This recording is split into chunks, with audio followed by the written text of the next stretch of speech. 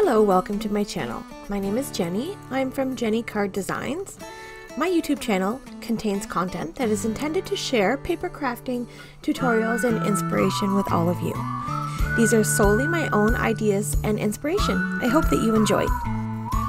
In today's video, I'm going to be making a card project using some Gina K Designs stamps. Now, I'm taking a Christmas set and turning it into sort of a Valentine's Day feel, or it could be used for an everyday feel. And the best part about this video is that we are celebrating over 1,000 subscribers on Jenny Card Designs YouTube channel.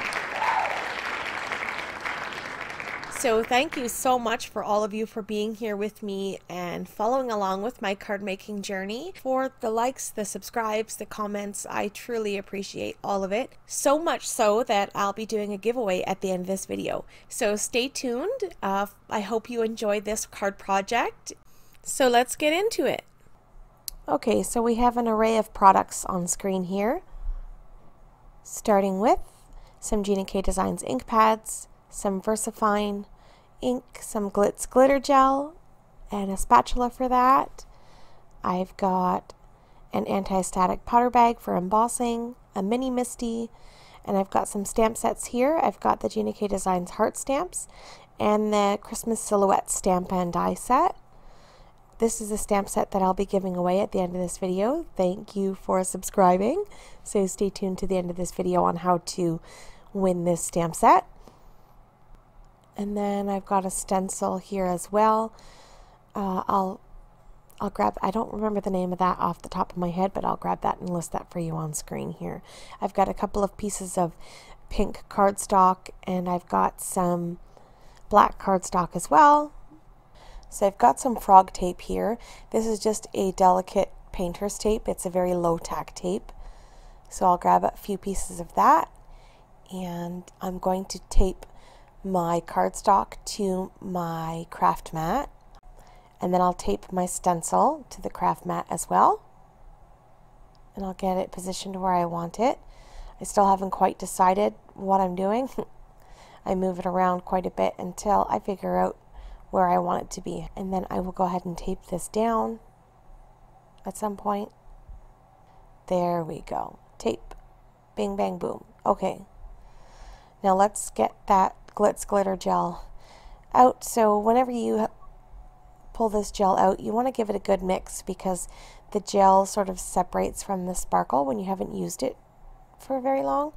And I'm working with some baby wipes here to help me clean up my mess quickly so that I don't ruin my stencils or my tools. So I've got a little plastic spatula here that I'll just use to mix up my gel. And I'm scraping the bottom to make sure I get all that glitter picked up and mix it extra good and well with that gel. And I'll scoop out a good size heaping, and I'll grab my silicone spatula here and help spread it. Now this is a spatula I picked up just from Walmart. I think I paid $1 for it at Walmart, and I think it works really good because nothing seems to stick to it. Even if it dries, you can scrape it off. So, and it gives a nice good wide spread. So I'm just making sure I fill in all of the areas of my stencil, and just be careful you don't lift it up. This would be a good spot to use some low tack adhesive on the back of your stencil, but I don't have anything like that, so I just go with what I have, and that's painter's tape. Now I've got this pretty thick. It took quite some time to dry. Maybe don't make it so thick because it takes a while to dry, and it can buckle your cardstock. But look at that beautiful iridescent sparkle. I mean, that's just something. The camera is really picking up on that sparkle. It's so majestic. So I'm just going to clean up my spatula and my tools. I'll wipe off my stencil and get that all cleaned up. And I just kind of take my finger and wipe the edge of my cardstock so that any of the Glitz glitter gel that's kind of hanging off the edge doesn't dry all hard. And then I'm going to just set this panel aside to dry.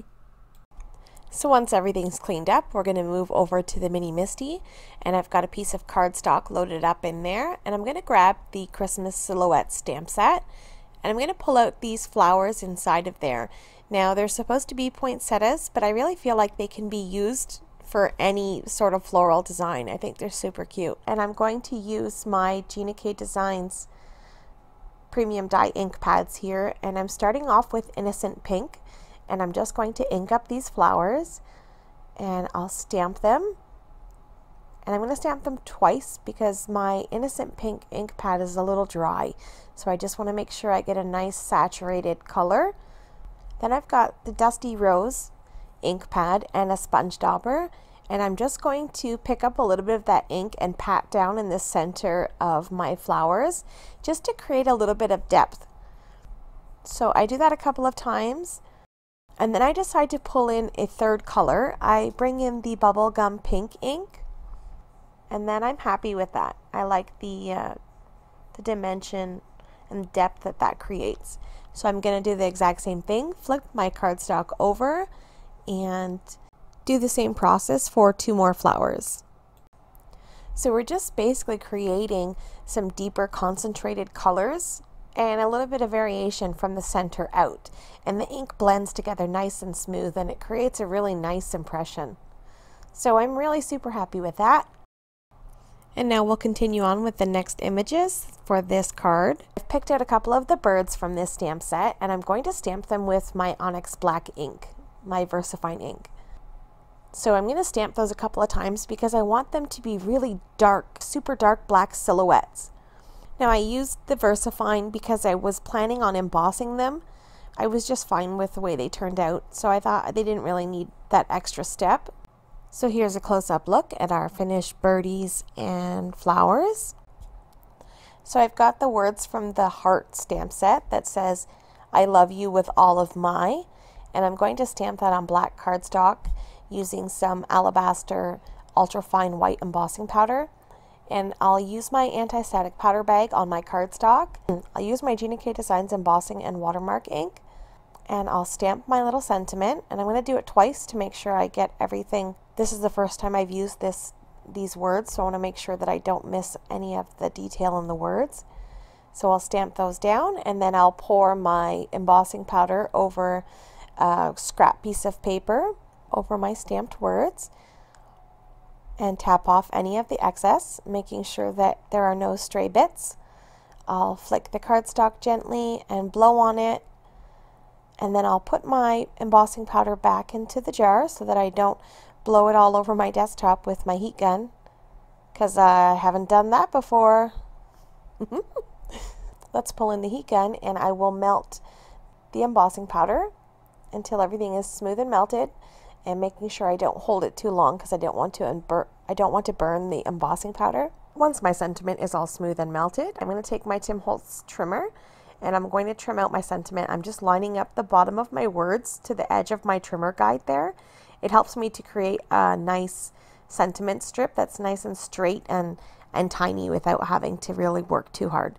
So you just get it lined up, and then I'll use the guide and hold it in place and slice that, and then I'll spin it around and do the exact same thing and line up the top of the words to the trimmer guide and slice. And then the exact same thing once again to the sides. I'll line up the side of the words to the end of the trimmer guide. We've got a perfect rectangular sentiment strip ready to adhere to our card. I'm going to take the coordinating dies to the Christmas Silhouette stamp set and get those taped on my cardstock. And then when I'm happy with that, I'm going to take everything over to my die cut machine and cut everything out. Okay, now that I've got all of my elements cut out, I cut out the word heart 4 times and I glued them all together. I did that off screen, and I'm just going to adhere the last one. So I'll put a little bit of Nuvo Deluxe adhesive on the back of this word and then get it all lined up together. So it just creates a little bit of dimension and helps the word heart stand up off the card. So I'll use my Creative Detailer tool to help me clean up some of the excess adhesive that oozed out from the sides. So I'm going to take my panel with the Glitz Glitter Gel and glue it down to a black piece to create a nice border in around it. And I'm just using some dot adhesive for that. Now the reason that the back of this panel is black, it's because the panel was quite warped because I had put so much Glitz Glitter Gel on it that I adhered it to another piece of 110-pound cardstock to kind of help balance it out from being warped. So it's just a little top secret tip. There's an extra piece of cardstock behind my panel glued in that you don't even know is there. Okay, then I'm going to take my card base. This piece of cardstock is going to be an A7 card base, which is a 5x7. So I'm just using my bone folder to crease the edges. And once I'm happy with that, I'm going to take some craft foam and put that behind my panel here to give it some even raised dimension. I like the way my cards feel with craft foam in behind them. I feel like it just gives it a really nice sturdy feel, and they hold up nicely in the mail. So I'll get my foam adhered to the back of this panel. So I'll get my panel glued down to my card base, and I'll use the same dot runner adhesive for that.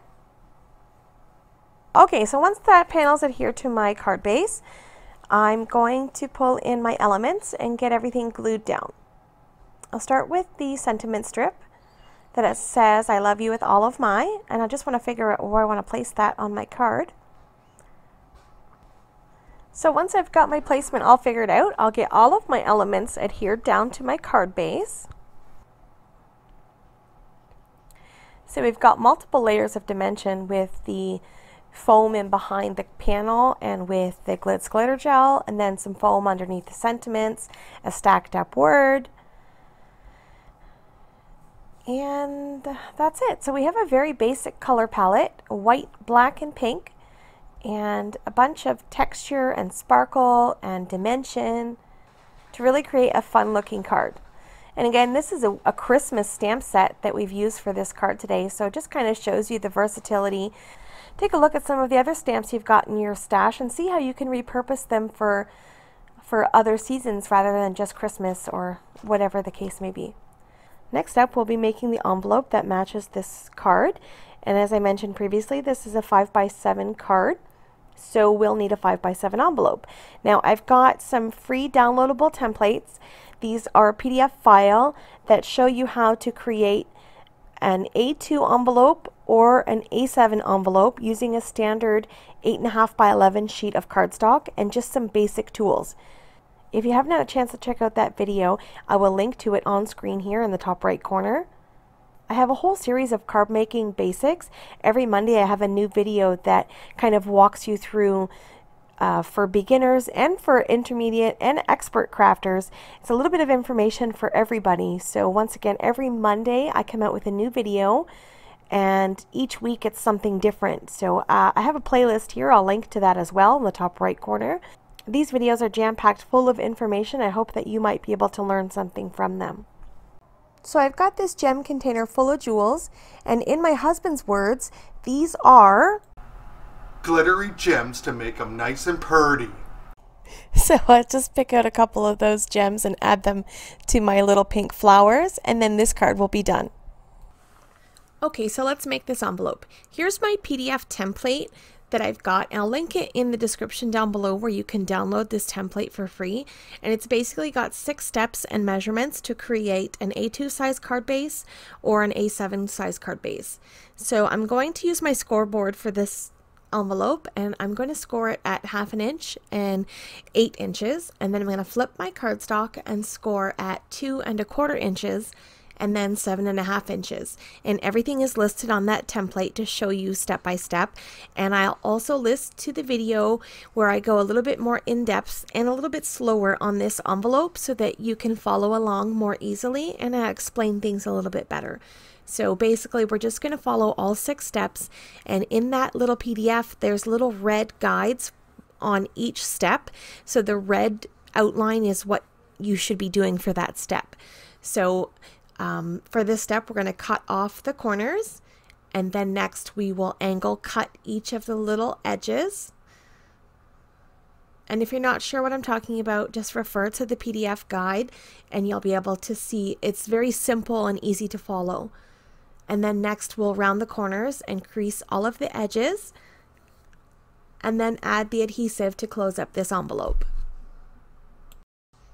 I'll just use my bone folder to press down to adhere the adhesive to the flaps, and then this envelope is done.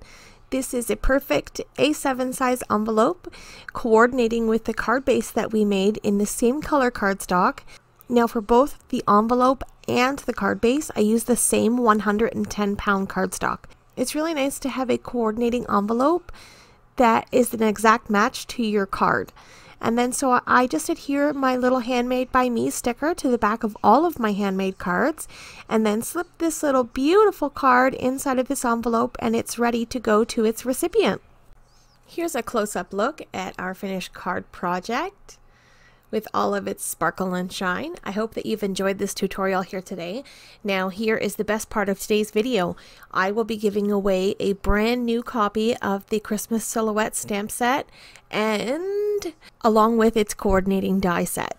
I just want to thank you all for being so supportive and watching my videos, and it just really blows my mind that over 1,000 people want to hear what I have to say, and that's really touching to my heart.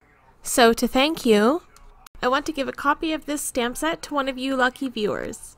So all you have to do is, in the comments below, let me know what your favorite card making technique is, and I will choose one lucky winner to receive this stamp set. My giveaway is open to Canadian and US residents. Unfortunately, that's about as far as I can ship. Leave me a comment below telling me your favorite card making technique, and check back in about a week's time to see who the lucky winner is. So thank you so much for stopping by to spend some of your time with me here today. I am so thankful for each and every one of you for clicking that subscribe button, clicking those like buttons, and commenting on my videos. On screen here are a couple of videos that I think you may enjoy. Don't forget to tune in on Monday for the next episode of Card Making Basics, The Breakdown, where we will be talking about inks. Thank you so much. Have a lovely day, and we'll see you in the next one. Bye-bye.